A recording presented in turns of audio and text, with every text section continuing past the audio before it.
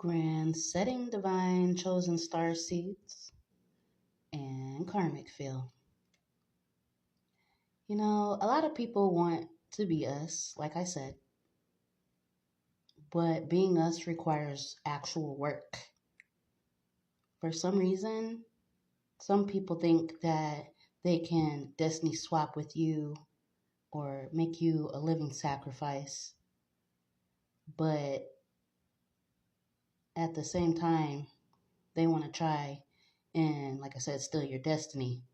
And a lot of us, since we were living sacrifices and we were crucified over and over again, that old self of us is no longer existing. And so now people are having a hard time dealing with the new version of ourselves since we've had a dark night of the soul.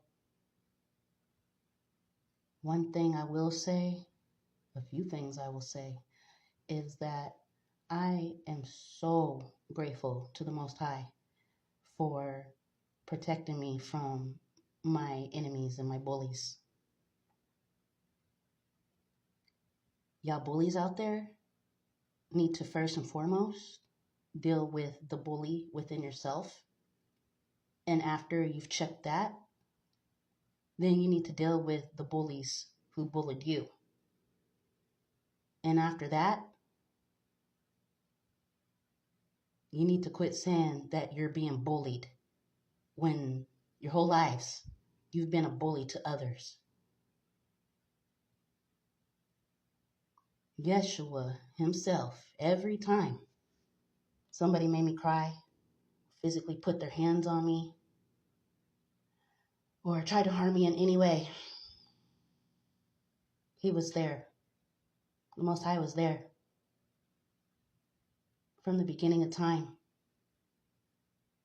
I know that something happened to me as a baby, something perverted and demonic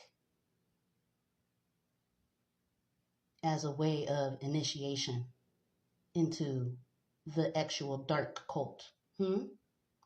And that happens to a lot of babies and children, especially under 18, where ILI members have the goal and the nerve to put their hands and their body parts on other innocent beings, and they harvest that energy and they take it and they spread it amongst the ILI or amongst people that you associate yourself with. I remember a distinct conversation that my evil adoptive mother, supposed to be a mother, one of the conversations of the first slanderings that began in my life. I remember I was in the garage. I was playing outside with my nephews and my cousins, and I happened to walk past the screen door of the garage that entered the kitchen. And as I was passing by, I heard my ILI mom talking to a sister-in-law known as Sinbin 57. You might remember this conversation. And my evil mom was talking to her about how I was a problem and that I was actually doing this and actually doing that, when the whole time I was being actually violated by my handler of a brother. His stepdaughter used to torment me, and not just me. She used to torment other family members. She used to kick me and my niece down the stairs when we were little, and we were being babysat by her. I wonder why they had her babysit us. Because they knew that she was gonna freaking molest us and touch our private parts. And I remember her actually not only treating me like shit, but actually making me eat dog shit. Remember Pepsi? Yeah, actually making me eat literal excrement. And then threatening me. hmm And say that she was going to beat me up. And do this, that, and the other if I told. So from the time I was a little girl getting harassed by her, that's why I've had so much instilled in me is to be quiet, because not only her but other family members have manipulated me in a way, in a very snakish way, to keep my mouth shut. And so, like I said, the slandering started when I think I was like 7 or 8, I believe, and that's when I first discovered my name being thrown in the streets. Um, I thank God for every conversation that He heard that I didn't. And I thank Him for all the whippings that I got.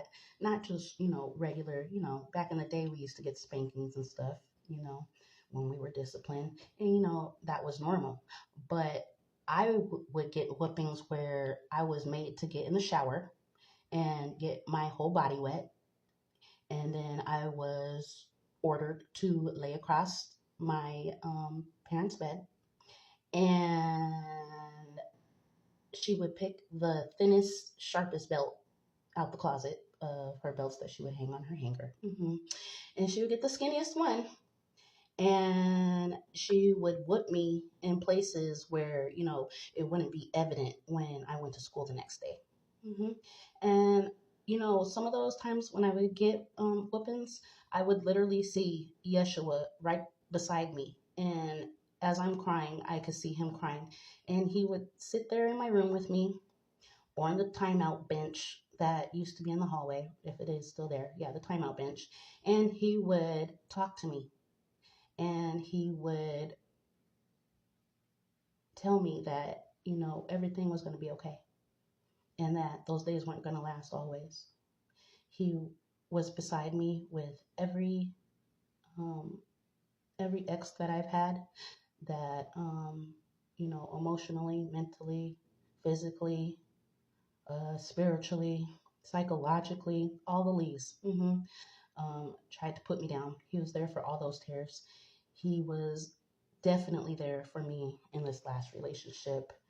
I cried so many tears, because one, he love bombed me at first, so I thought everything was good. And then as soon as he had me hooked, that's when he started tearing me down, because he knew he had me. And he knew that I had a heart, and that I was patient and kind and nurturing. And he took that and literally pulled the rug from under my feet. And he just tore me down in every way possible. And I can't say that it was physically the worst relationship that I ever had, but it was definitely the most abusive relationship that I've ever been in. And it almost cost me, and like I said, my baby's life. Yeshua has been there by my side for every act that has come against me by the hands of demonic beings. And so nobody out there can tell me that God is not real, because the God that I serve has been my saving grace. He's shown me so much mercy, even in the times that I didn't deserve it. And I am forever grateful to be called a child of God. I am the Most High's prodigal daughter. I used to be of the world and live in the 3D world, but the divine has changed my whole perspective. And I know He's doing that for all chosen ones at this time, on all our different timelines. Y'all continue to stay in there. Keep your heads up.